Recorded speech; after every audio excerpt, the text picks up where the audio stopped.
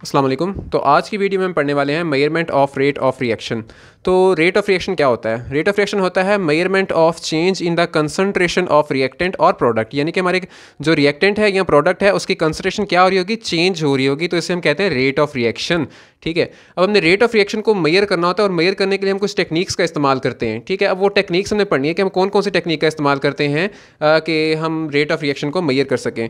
तो हम 7 टेक्निक्स का इस्तेमाल करते हैं, लेकिन हमारे पास ये होता है कि हम कौन सी टेक्निक यूज़ करेंगे, कौन सी टेक्निक अप्लाई करेंगे, कौन सी टेक्निक हम सेलेक्ट करेंगे, वो डिपेंड करता है प्रॉपर्टी पे which is changing during the reaction. अब हमारा वॉल्यूम चेंज हो रहा हो सकता है, हमारी आयनिक कंसंट्रेशन चेंज हो रही हो सकती है। ठीक है, तो उसको बेस बनाते हुए हमने कोई ना कोई एक टेक्निक का इस्तेमाल करना होता है। अब हम सबसे पहले ये जो टेक्निक पढ़ने वाले हैं वो कंडक्टोमीट्री। कंडक्टोमीट्री क्या होती है? कंडक्टोमीट्री हम क्या होती है और हम इसे कब इस्तेमाल करते हैं? ठीक है, तो कंडक्टोमीट्री हमारे पास कब इस्तेमाल करते हैं? जब हमारे नंबर ऑफ़ आयंस चेंज हो रहे हों, नंबर ऑफ़ आयंस इंक्रीज़ कर रहे हों या डिक्रीज़ कर रहे हों। ठीक है, जब हमारे नंबर ऑफ़ आयंस एक रिएक्शन है, अगर वो प्रोसीड करता है और उसमें नंबर ऑफ़ आयंस या तो इंक्रीज़ कर रहे हों या तो डिक्रीज़ कर रहे हों, तो हम जो टेक्निक इस्तेमाल करेंगे रेट ऑफ रिएक्शन मेजर करने के लिए वो है कंडक्टोमीट्री। अब हम इसमें कैसे मेजर करते हैं, हम एग्जांपल से देख लेते हैं कि हमारे पास एग्जांपल में क्या है कि reaction between acetic acid and sodium hydroxide in aqueous medium. क्या होगा? हमारे पास कंडक्टेंस डिक्रीज़ होगी टाइम के साथ। कंडक्टेंस डिक्रीज़ कैसे होगी? क्योंकि हमारे OH negative ion consume up हो जाएंगे, यानी हमारा सोडियम हाइड्रोक्साइड जैसे जैसे कंज्यूम अप होता जाएगा, जैसे जैसे कंज्यूम अप होता जाएगा, सोडियम हाइड्रोक्साइड के जो OH नेगेटिव है वो कंज्यूम अप होकर क्या बनाते रहेंगे? वाटर बनाते जाएंगे ना। तो जैसे जैसे हमारा OH नेगेटिव आयंस कंज्यूम होते जाएंगे तो हमारे पास क्या होगा, हमारे पास कंडक्टेंस ओवरऑल डिक्रीज होती रहेगी टाइम के साथ। तो हम क्या करेंगे, जब हमारा रिएक्शन स्टार्ट होगा हमारे पास कंडक्टेंस बहुत ज़्यादा होगी। फॉर एग्जाम्पल जब मैं लेता हूँ T=0 पे कंडक्टेंस मेजर करता हूँ तो मेरी कंडक्टेंस बहुत ज़्यादा होगी, क्योंकि उस वक्त मेरे पास OH नेगेटिव आयंस बहुत ज़्यादा होंगे। ठीक है, और जैसे जैसे मेरा रिएक्शन प्रोसीड करता रहेगा तो मेरे पास OH नेगेटिव आयंस की कंसंट्रेशन कंज्यूम अप होती जाएगी, तो मेरे पास कंडक्टेंस ओवरऑल डिक्रीज होती जाएगी। ठीक है, तो जब मेरे पास कंडक्टेंस ओवरऑल डिक्रीज होती जाएगी तो मैं क्या कहूँगा, मेरा रिएक्शन प्रोसीड कर रहा है। ठीक है, अब मैं गिवन टाइम में डिक्रीज इन कंडक्टेंस को मेजर कर लूँगा। ठीक है, यानी कि मेरी जो डिक्रीज इन कंडक्टेंस उसको मैं गिवन टाइम में मेजर कर लूँगा तो मैं रेट ऑफ रिएक्शन बता सकता हूँ। अब मेरे पास इसमें क्या होता है कि हमारे पास रिएक्शन वैसल है ये, जिसके अंदर सारा रिएक्शन हो रहा है। ये मेरे पास एक थर्मोस्टेट है, ये मेरे पास एक इलेक्ट्रोड है। अब देखिए हमारा जो रिएक्शन है वो कहाँ पे हो रहा है, मेरा रिएक्शन यहाँ पे हो रहा है, और मेरा रिएक्शन जो यहाँ पे हो रहा है इसकी कंडक्टेंस मेजर करने के लिए ये इलेक्ट्रोड लगा हुआ है। ठीक है, यानी कि जैसे जैसे मेरा रिएक्शन प्रोसीड होता रहेगा ये इलेक्ट्रोड डिक्रीज इन कंडक्टेंस या इंक्रीज इन कंडक्टेंस जो भी हो रही होगी उसको मेजर करके मुझे कंडक्टिंग मीटर के ऊपर आंसर बताता जाएगा, और इसके जरिए मैं बता सकता हूँ कि मेरा जो रेट ऑफ रिएक्शन है वो कि क्या है जो मेरा रेट ऑफ रिएक्शन है। ठीक है, तो इसके बाद हम चलते हैं हमारे अगले मेथड की तरफ। तो अब हम अपनी अगली टेक्निक की तरफ चलते हैं जो कि है पोलरीमीट्री। अब हम पोलरीमीट्री में क्या मेजर करते हैं? पोलरीमीट्री क्या होती है?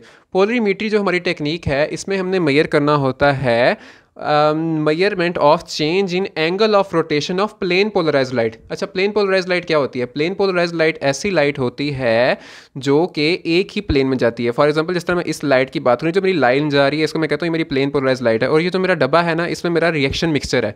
ठीक है, जब ये लाइट इस रिएक्शन मिक्सचर से पास करेगी तो ये एक एंगल पे बेंड हो जाएगी। फॉर एग्जांपल मैं कहता हूँ ऊपर को बेंड हो गई। ठीक है, तो जैसे जैसे मैं कहता हूँ कि मेरा रिएक्शन प्रोसीड करेगा इसका एंगल जो है वो चेंज होता रहेगा। पहले ऊपर थी, फिर थोड़ा सा एंगल चेंज होकर सीधी हो गई, फिर थोड़ा सा और एंगल चेंज हुआ तो नीचे को हो गई। तो मैं इसे ये बता सकता हूँ ना कि मेरे पास जो लाइट थी जब वो जैसे जैसे रिएक्शन प्रोसीड कर रहा है तो मेरा जो एंगल ऑफ रोटेशन है प्लेन पोलराइज लाइट का वो भी चेंज कर रहा है। ठीक है, तो अब हमने क्या करना होता है, हमने यही चीज़ मेजर करनी होती है और इसी चीज़ के जरिए हम रेट ऑफ रिएक्शन बताते हैं। ठीक है, तो अब हम देखते हैं कि हमारे पास जो ये टेक्निक थी इसको सबसे पहले इंट्रोड्यूस कराया गया था 1837 में, और कैसे इंट्रोड्यूस कराया गया था? As physical and continuous method. ठीक है, कंटिन्यूस मेथड कैसे है कि हम यहाँ से लाइट फेंकते रहते हैं और जैसे जैसे हमारा रिएक्शन प्रोसीड करता रहता है उस लाइट का एंगल ऑफ रोटेशन भी चेंज होता रहता है। ठीक है, तो जैसे जैसे एंगल ऑफ रोटेशन चेंज होता रहता है तो हम कहते हैं कि हमारा रिएक्शन प्रोसीड करता गया है। और विलहेल्म ने, हमारा जो था बंदा जिसने सबसे पहले इस टेक्निक को डिटेल में स्टडी किया था 1850 में। ठीक है, और इसके बाद उसने क्या स्टडी किया था कि he studied hydrolysis of sucrose in acidic medium. उसने एसिडिक मीडियम में हाइड्रोलिसिस ऑफ सुक्रोज को स्टडी किया था। हमारे पास ये सुक्रोज है, वाटर में इसकी हाइड्रोलिसिस हो रही है, हमारे पास ग्लूकोज और फ्रुक्टोज के मॉलिक्यूल्स बन रहे हैं। और हमारे पास अगला मेथड है डायलेटोमीट्री। हमारे पास जो डायलेटोमीट्री है इसमें हम क्या मेजर करते हैं? Use for meeting reaction that undergo volume change. ऐसे रिएक्शन जिनमें हमारा वॉल्यूम चेंज हो रहा होता है उन रिएक्शन के लिए हम जो टेक्निक इस्तेमाल करते हैं वो है डायलेटोमीट्री।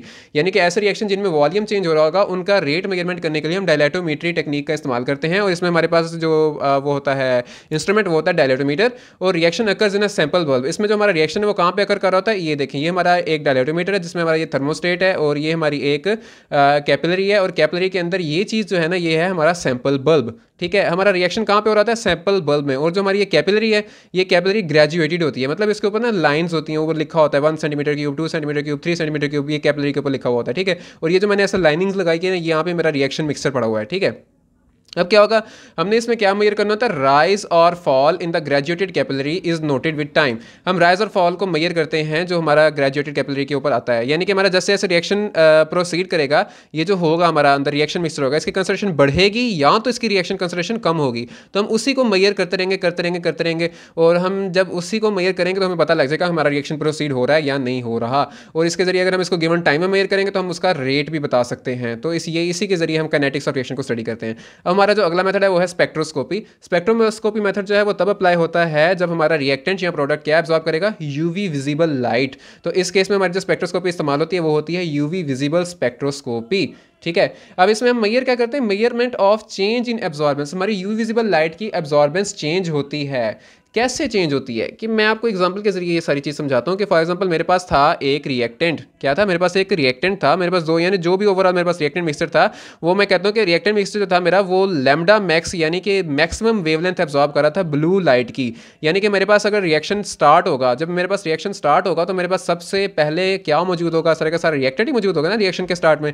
तो रिएक्टेंट क्या कर रहा होगा, सबसे ज़्यादा ब्लू लाइट एब्जॉर्ब कर रहा होगा। यानी मैं अगर उस रिएक्शन मिक्सचर के ऊपर अपनी यूवी विजिबल लाइट फेंकूंगा तो वो यूवी विजिबल लाइट में से ब्लू लाइट सबसे ज्यादा एब्जॉर्ब हो रही होगी रिएक्शन के स्टार्ट में। और जैसे जैसे रिएक्शन प्रोसीड कर रहा होगा मेरे पास ब्लू लाइट की एब्जॉर्बेंस कम होती जाएगी होती जाएगी कम होती जाएगी होती जाएगी। और जब मेरा रिएक्शन एंड हो जाएगा तो एंड में मेरी ब्लू लाइट की एब्जॉर्बेंस बिल्कुल खत्म हो जाएगी।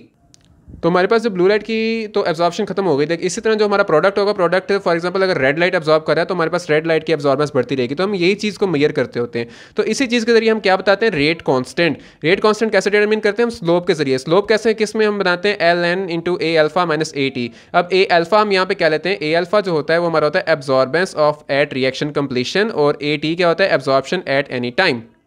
ठीक है, यानी कि हमारे पास जो ए अल्फा है वो है एब्जॉर्बेंस एट रिएक्शन कंप्लीशन और ए टी हमारे पास एब्जॉर्बेंस एट एनी टाइम होती है। तो इसको हमने क्या करना है कि हमने L N A alpha minus A T को हमने यहाँ पे रखना होता है अलॉन्ग द वाई एक्सिस और अलॉन्ग द एक्स एक्सिस में रखना है टाइम को। और इसका जब हम स्लोप लेते हैं इसकी लाइन का तो हमें रिएक्शन रेट कांस्टेंट देता है के। तो इसके जरिए हम स्पीड ऑफ रिएक्शन मेजर कर सकते हैं। ठीक है, स्पीड ऑफ रिएक्शन हम बेसिकली अगर मैं आपको सीधे अल्फाज में बताऊँ तो स्पीड ऑफ रिएक्शन हम इस तरह से मेजर करते हैं कि हमारे पास चेंज इन एब्जॉर्बेंस हो रही होगी ना, हम गिवन टाइम में चेंज इन एब्जॉर्बेंस को मेजर कर रहे होंगे कि हमारे गिवन टाइम में कितना जो है एब्जॉर्बेंस कम हो रही है या कितनी एब्जॉर्बेंस ज़्यादा हो रही है। तो उसके ज़रिए हम रेट ऑफ रिएक्शन को बता सकते हैं।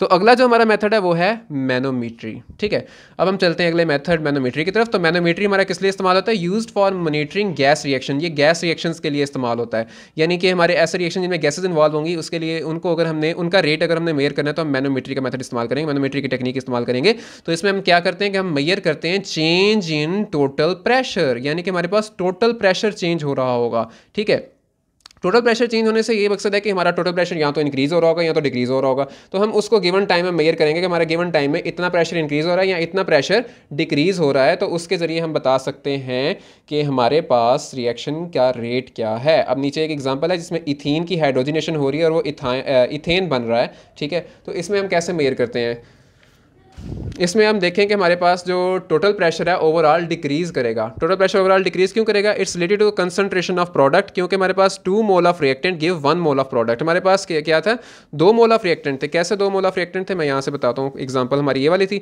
2 मोल ऑफ रिएक्टेंट, यानी कि एक हमारे पास ये था इथीन था, ठीक है, और साथ में हाइड्रोजन, 1 मोल इसका था 1 मोल इसका था, और हमारे पास प्रोडक्ट में क्या था, ओवरऑल 1 मोल बन रहा था, जबकि हमारे पास रिएक्टेंट में 2 मोल्स थे, 1 मोल इसका 1 मोल हाइड्रोजन का। ठीक है, तो हमारे पास जब रिएक्शन प्रोसीड कर रहा है with decrease in the number of mole, तो हम कहते हैं कि हमारा ओवरऑल प्रेशर जो है वो डिक्रीज कर रहा है। तो हमारे पास ओवरऑल प्रेशर डिक्रीज कर रहा है, हम इसी को मेजर करेंगे ओवरऑल डिक्रीज इन प्रेशर को, तो हमें रेट ऑफ रिएक्शन पता लग जाएगा। तो अगला मेथड जो है हमारा वो है पीएच मीटरी। पीएच मीटरिंग में हम क्या करते हैं, use to monitor progress of reaction by measuring change in pH. तो इसके लिए हम वो वाले इस पीएच मीटरिंग में हम वो रिएक्शन को स्टडी करते हैं जिनमें हमारे पास ओवरऑल रिएक्शंस की पीएच चेंज हो रही होगी। ठीक है, जब हम पीएच हमारी अगर रिएक्शन की चेंज होगी, हम उस चेंज इन पीएच को मेयर करेंगे गिवन टाइम में, तो हम कहेंगे कि हम रिएक्शन का रेट ऑफ रिएक्शन बता सकते हैं। ठीक है, अब for example hydrolysis of alkyl halide की बात करें, हाइड्रोलिसिस ऑफ अल्काइल हैलाइड में हमारे पास क्या है कि आरसीएल हमारे पास एक अल्काइल हैलाइड है जिसको मैंने वाटर ऐड किया तो इसकी हाइड्रोलिसिस हुई, हमारे पास ROH प्लस HCl बन रहा है। अब देखेंगे हमारे पास क्या है कि हमारे पास जब HCl बन रहा है प्रोडक्ट में, तो HCl बनने की वजह से हमारे पास ओवरऑल पीएच क्या हो रही होगी, हमारे पास ओवरऑल पीएच डिक्रीज हो रही होगी। तो हमारे पास फॉर्मेशन ऑफ HCl डिक्रीज कर रहा है पीएच को, तो मैं क्या करूँगा, गिवन टाइम में मेजर करता रहूँगा कि मेरी पीएच कितनी डिक्रीज हो रही है। जैसे जैसे मेरा टाइम गुजरता जाएगा मेरे पास डिक्रीज इन पीएच होती रहेगी ना, तो मैं बता सकता हूँ कि मेरा रिएक्शन प्रोसीड कर रहा है और मैं किस रेट से रिएक्शन प्रोसीड कर रहा है। तो ये सब मैं पीएच मीटरी के जरिए बता सकता हूँ। फिर मेरा जो अगला मेथड है वो होता है विस्कोमीट्री।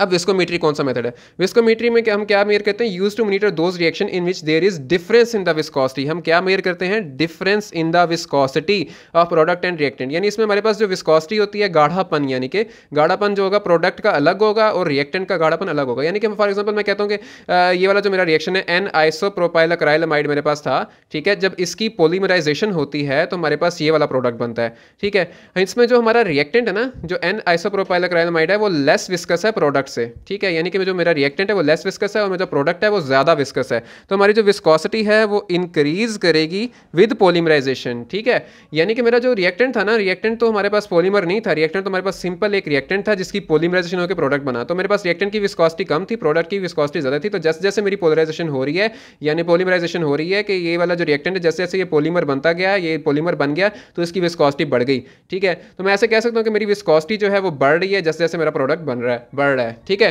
तो हमारे पास जो प्रोडक्ट है उसकी कंसंट्रेशन बढ़ने से विस्कोसिटी बढ़ रही है। तो यही चीज को हम मेजर करेंगे गिवन टाइम में, तो हमारे पास क्या आ जाएगा, रेट ऑफ रिएक्शन। तो अब यही था आज की वीडियो का हमारा टॉपिक। तो नेक्स्ट वीडियो में हम पढ़ेंगे मॉडर्न टेक्निक्स। मॉडर्न टेक्निक्स में हमारे पास फ्लैश पेरालिसिस, फ्लो टेक्निक्स और टाइम रिलैक्सेशन टेक्निक्स है कि हम इंशाल्लाह नेक्स्ट वीडियो में डिस्कस करेंगे। तो फिलहाल आज के लिए अल्लाह हाफिज़, और लाइक और सब्सक्राइब करना मत भूलिएगा। थैंक यू, अल्लाह हाफिज़।